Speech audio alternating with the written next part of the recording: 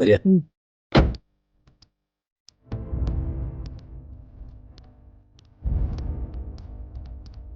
എന്തായി? വാ പറയാം.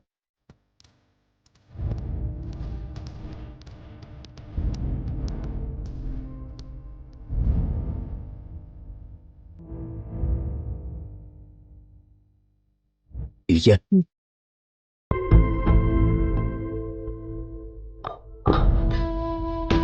ജോത്സ്യൻ എന്താ പറഞ്ഞ ദേവ? വിവാഹത്തിന് എന്തെങ്കിലും തടസ്സമുണ്ടോ? വിവാഹത്തിന് തടസ്സമൊന്നുമില്ല. കുട്ടികളുടെ നാളുകൾ തമ്മിൽ നല്ല ചേർച്ചയുമാണ്. പക്ഷേ മുഹൂർത്തമാണ് പ്രശ്നം. എന്തു പറ്റി? 14 മാസം കഴിഞ്ഞ് ഇനി മുഹൂർത്തമുള്ളൂ.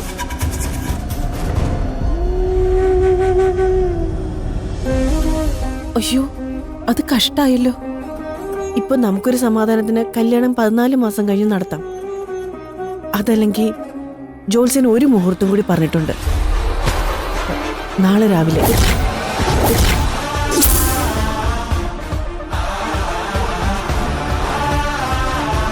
നാളെ രാവിലെയോ?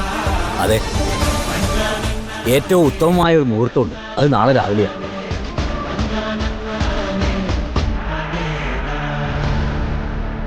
അല്ലെങ്കിൽ പിന്നെ വൈകും.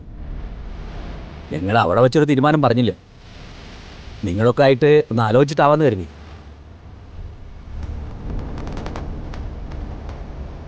അല്ല, ഇതിലിപ്പോ എന്താ ദേവ ഇത്രയും ആലോചിക്കാനുള്ളത്? കല്യാണം കെങ്കേമമായിട്ട് നടത്താനൊന്നും നമുക്ക് ഉദ്ദേശമില്ലല്ലോ. വേണ്ടപ്പെട്ടവരുണ്ടാവുക, ഒരു താലി കഴുത്തിൽ വെക്കുക, അതിനപ്പുറത്തേക്ക് ഒന്നും വേണ്ടെന്ന് ജീവയുടെ അമ്മയും പറഞ്ഞിരിക്കല്ലേ.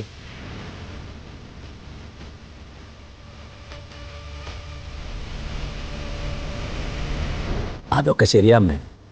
എന്നാലും അവളുടെ വിവാഹത്തെക്കുറിച്ച് ഒരു ചെറിയ സങ്കല്പമൊക്കെ നമുക്കില്ലേ?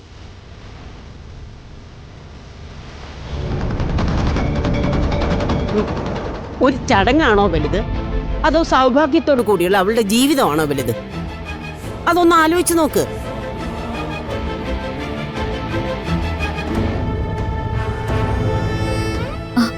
അല്ലച്ചാ, ഇത്ര പെട്ടെന്ന് കാര്യങ്ങൾ സംസാരിക്കാൻ ഇവിടെ കാരണവന്മാരുണ്ട്. ഇപ്പൊ ഇവിടെ നിന്റെ അഭിപ്രായത്തിന്റെ കാര്യമൊന്നുമില്ല. പൊയ്ക്കോ. അല്ല, കുട്ടിക്ക് എന്തെങ്കിലും പറയാനുണ്ടെങ്കിൽ? വേറൊന്നുമില്ല. പെട്ടെന്നാകുമ്പോ വെട്ടിമുറിച്ചതുപോലെ ഞങ്ങളെയൊക്കെ വിട്ടു പോകേണ്ടി വരില്ലേ, അതിന്റെ വിഷമം. അതിന് ഞാൻ കുട്ടിയെ പിടിച്ചോണ്ട് പോകുന്നൊന്നും അല്ലല്ലോ. എപ്പോൾ വേണമെങ്കിലും കുട്ടിക്ക് ഇങ്ങോട്ട് വരാം. അച്ഛൻ്റെയും അമ്മയുടെയും കൂടെ നിൽക്കുകയും ചെയ്യാം. അതിനെന്താ?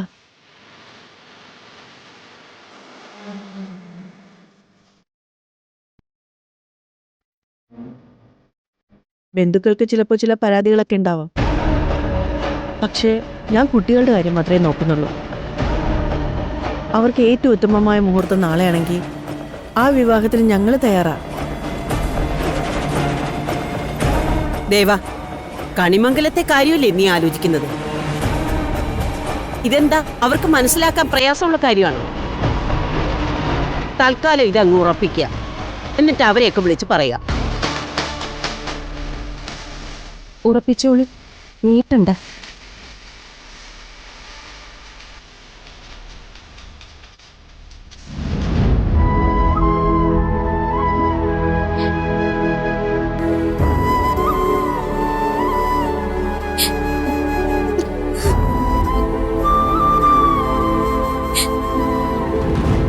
മുഹൂർത്തമാണ് പ്രശ്നം.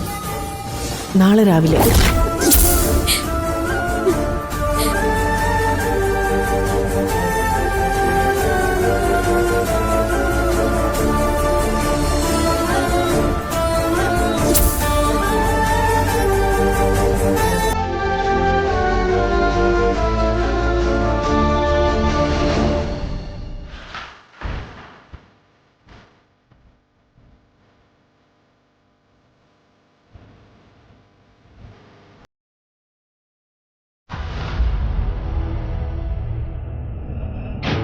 സൂര്യ ദാ.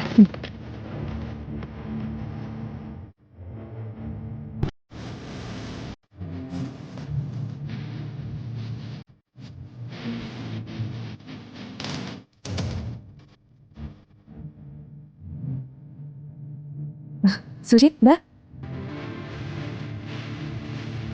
കൽപ്പന, കുറേ നാളുകൾക്ക് ശേഷം കുറച്ച് മണിക്കൂറുകൾ ജീവിച്ചു എന്നൊരു തോന്നുന്നു. താങ്ക്സ് ഡാ. ഈ യാത്രയിലെ ഉദ്ദേശം എന്തായാലും അതിലെ ഭാഗ്യവാൻ ഞാനാ. ഐ എം റിയലി സോറി സൂര്യ. ഞാൻ എന്നെക്കുറിച്ച് മാത്രം ചിന്തിച്ചപ്പോൾ ഞാൻ സൂര്യ മറന്നുപോയി. എനിക്ക് തെറ്റുപറ്റിപ്പോയി. ഇനി എന്തായാലും അങ്ങനെയൊന്നും ഉണ്ടാവില്ല സൂര്യ.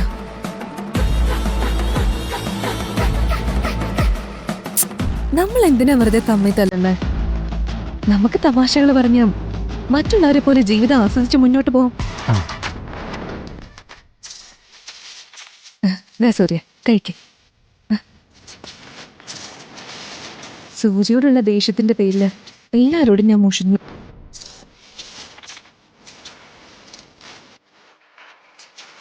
ഇനി പതുക്കെ പതുക്കെ അതെല്ലാം മാറ്റിയെടുക്കണം.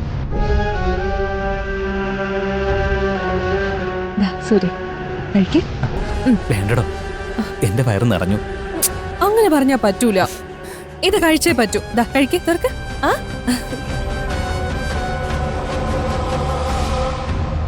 മോനെ,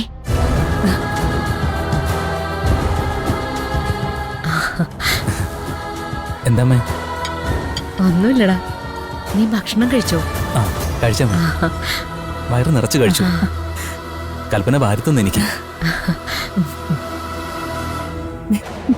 മുത്തശ്ശി, ഇന്ന് നമുക്ക് ഒരുപാട് നേരം പുറത്ത് നടക്കണം കേട്ടോ. ആകാശമൊക്കെ തെളിഞ്ഞു നിൽക്കല്ലേ, അതുപോലെയാ ഇപ്പൊ എന്റെ മനസ്സും. എല്ലാത്തിനും കാരണം ദേ ഇവളാ.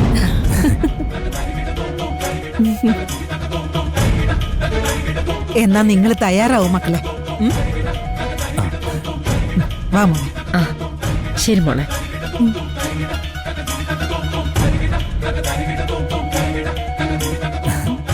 അമ്മയ്ക്കും മുത്തശ്ശിക്കും വലിയ സന്തോഷമായി. എനിക്കതെ.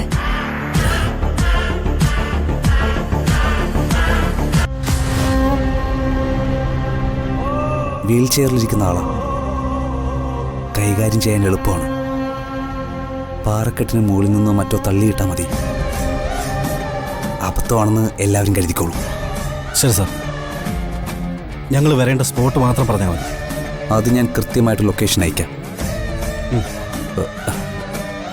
ഒരു കാര്യം, യാതൊരു കാരണവശാലും ആർക്കും ഒരു സംശയം തോന്നരുത്.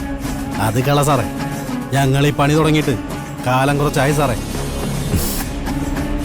ഒറ്റ ചോദ്യം ഞങ്ങൾ ചോദിക്കാറുണ്ട്: പെറുക്കിയെടുക്കാൻ ബാക്കിയുണ്ടാവണോ അതോ വേണ്ടയോന്ന്. ഇതുവരെ ഞങ്ങൾക്ക് വാക്ക് തെറ്റിയിട്ടില്ല. ഓക്കെ, ശരി സാർ.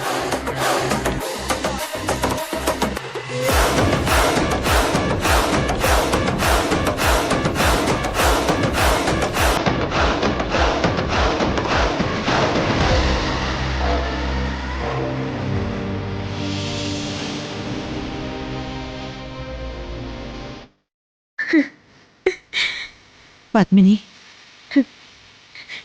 അവന്റെ ഒരു സന്തോഷം കണ്ടോ അമ്മേ? എന്റെ മോൻ ചിരിക്കുന്ന കണ്ടോ? എത്ര നാളായി അവനിങ്ങനെ ചിരിക്കുന്ന കണ്ടിട്ട്. ചേട്ടനില്ലാതെ പോയല്ലോ, ഇതൊന്ന് കാണാൻ. അതിനെന്താ, തിരിച്ചു ചെല്ലുമ്പോ പരമേശ്വരൻ ഉണ്ടാവുമല്ലോ. കൽപ്പനയുടെ ഈ മാറ്റം വാസ്തവമായിരുന്നാ മതി. കൊതിപ്പിച്ചിട്ട് കൈവിട്ട് കളയല്ലേ എന്റെ കൃഷ്ണ.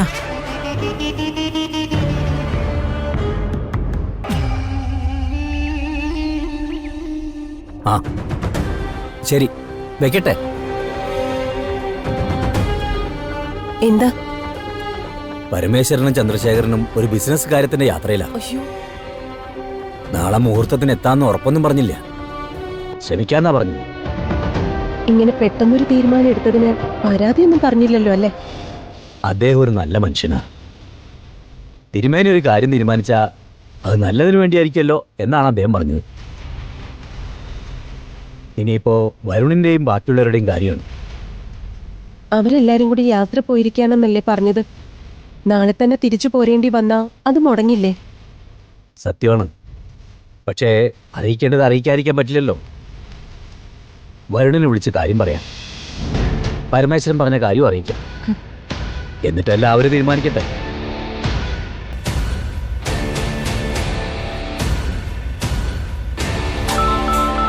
ചേച്ചി ആയിരിക്കോ വരുണിനെ വിളിക്കുന്നത്? എന്തായാലും എടുക്കാം. ഹലോ. ആ മോളെ, അച്ഛനാണ്. ആ എന്താ അച്ഛാ? അതെന്താ യാത്ര പോകുന്ന കാര്യം മോളെ വിളിച്ചു പറയായിരുന്നു. അത് പെട്ടെന്നുള്ളൊരു തീരുമാനമായിരുന്നു അച്ഛാ. ഇവിടെ വന്നിട്ട് 2-3 വട്ടം ഞാൻ വിളിച്ചു നോക്കി, കിട്ടിയില്ല. വരുൺ എവിടെ? വരുൺ പുറത്തുണ്ടല്ലോ. എന്താ അച്ഛാ, പ്രത്യേകിച്ച് എന്തെങ്കിലും ഉണ്ടോ? ഉണ്ട്, ഒരു പ്രത്യേക വിശേഷമുണ്ട്. രാധികയുടെ കല്യാണമാണ്. എപ്പോ?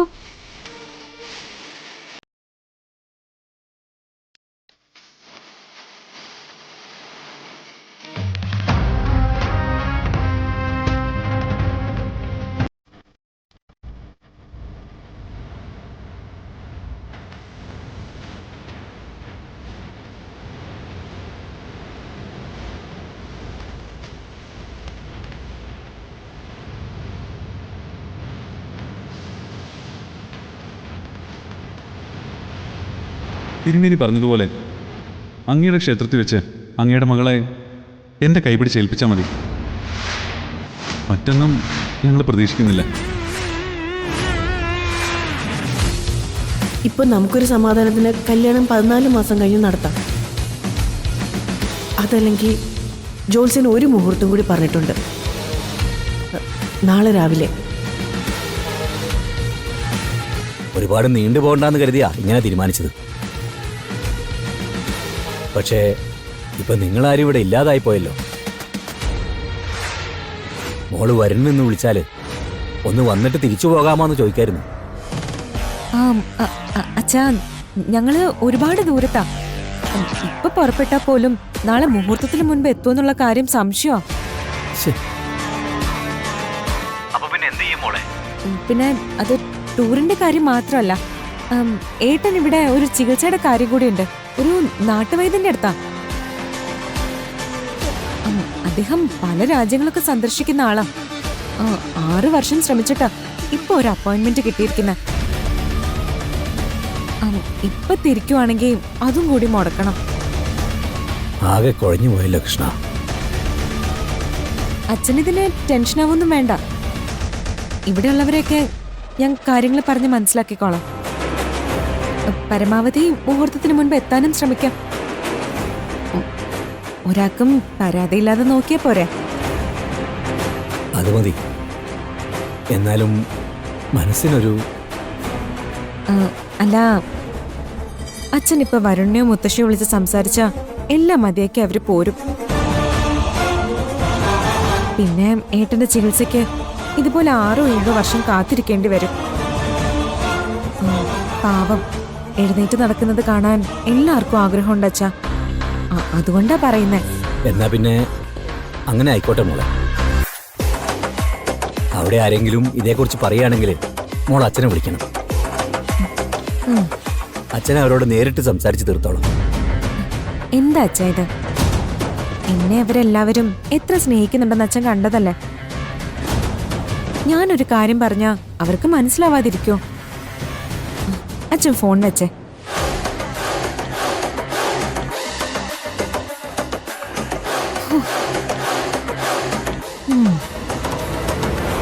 തൽക്കാലം ഇതാരും അറിയണ്ട, പ്രത്യേകിച്ച് വരുൺ.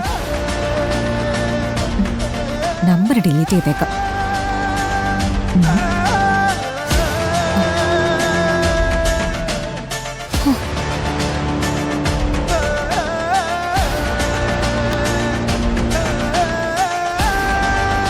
ഇങ്ങനെയൊക്കെ പറഞ്ഞെങ്കിലും രാധികയുടെ കല്യാണത്തിൽ അവളെ എത്തും യശോദ. എനിക്ക് വിശ്വാസമാണ് എല്ലാവരും കൂട്ടി തന്നെ എത്തും. എല്ലാം ഭഗവാന്റെ നിശ്ചയം പോലെ നടക്കട്ടെ. നമ്മളല്ലല്ലോ വിധി എഴുതുന്നതും തിരുത്തുന്നതും.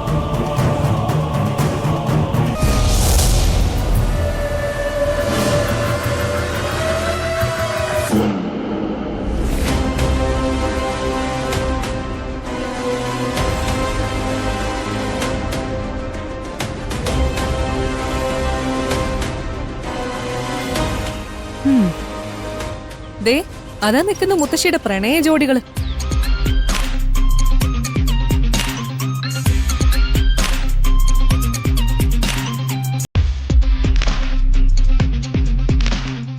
കണ്ടില്ലേ രണ്ടുപേരുടെയും പുറംതിരിഞ്ഞുള്ള നിപ്പ്.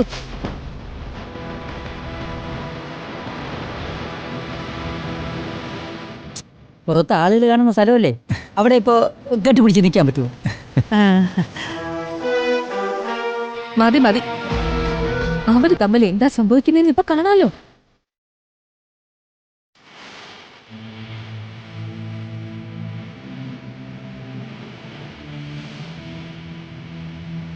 അതെ, തീരുമാനമൊന്നും പറഞ്ഞില്ലല്ലോ. ആ പണത്തിന്റെ കാര്യമാണെങ്കിൽ ഇങ്ങനെ കൂടെ കൂടെ ചോദിക്കണമെന്നില്ല. സമയമാകുമ്പോ ഞാൻ അങ്ങ് തന്നോളാം. അതേതാ സമയം?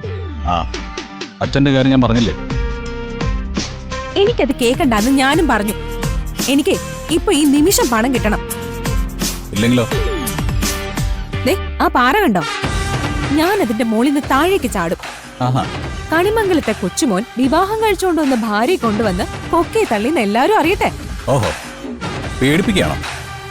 പേടിപ്പിക്കൊന്നും അല്ല, ചെയ്യാൻ പോകുന്ന കാര്യം തന്നെയാ പറഞ്ഞത്. ആ എന്നാ പിന്നെ ഒരു കാര്യം ചെയ്യും, നീ ഇപ്പൊ ചാട്. എന്റെ വാശി വരുൺ കണ്ടിട്ടില്ലല്ലോ. ആ കാണിക്കാൻ പറഞ്ഞില്ലേ, കാണിക്കേ.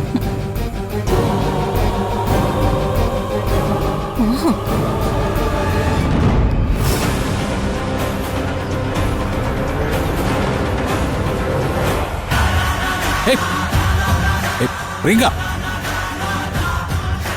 പ്രിയങ്ക, നിക്ക പ്രിയങ്ക,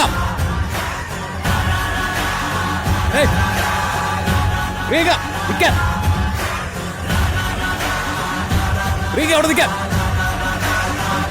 പ്രിയങ്ക അവിടെ നിൽക്കാൻ, അവിടെ നിൽക്കാൻ. കണ്ണ് തുറന്ന് കാണും മുത്തശ്ശി, പ്രണയം തന്നെയാ രണ്ടുപേരും തമ്മില്. അവിടെ നിൽക്കാൻ. എന്ത് ഭ്രാന്തായി കാണിക്കുന്നേ? എന്റെ പണം ഇപ്പൊ ട്രാൻസ്ഫർ ചെയ്തില്ലെങ്കിൽ ഞാനിത് ചെയ്യും. എന്റെ ജീവിതം ഇല്ലാതായിക്കോട്ടെ, അതോടെ തന്റെ ജീവിതം നശിക്കുകയും ചെയ്യും. എന്ത് ഭ്രാന്തായി കാണിക്കുന്നേ? എന്തീ കാണിക്കുന്നത്? അവിടെ നിൽക്കാൻ. എന്തീ കാണിക്കുന്നത്?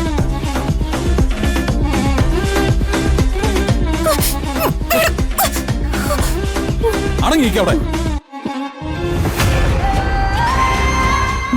വരുൺ കുറച്ച് താഴേക്ക് നോക്കിയേ, കണിമംഗലത്തെ പട വന്ന് നിപ്പുണ്ട്.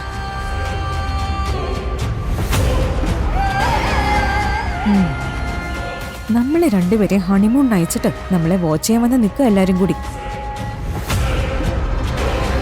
എന്താ ചെയ്യണ്ടേ? എല്ലാം ഒറ്റ നിമിഷം കൊണ്ട് അവസാനിപ്പിച്ച് തരട്ടെ ഞാൻ.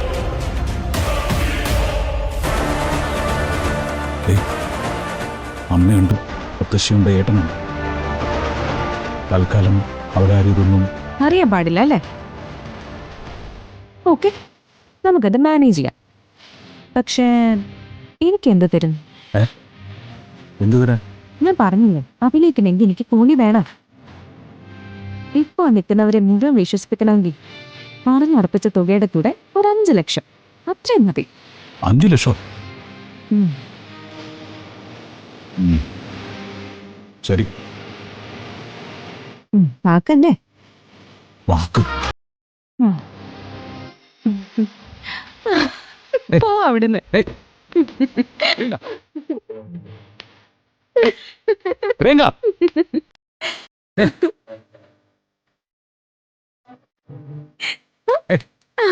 ഓടല്ലോ ഓടല്ലോ.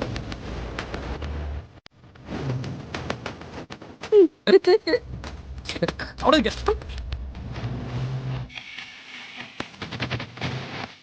ഓടല്ലോ.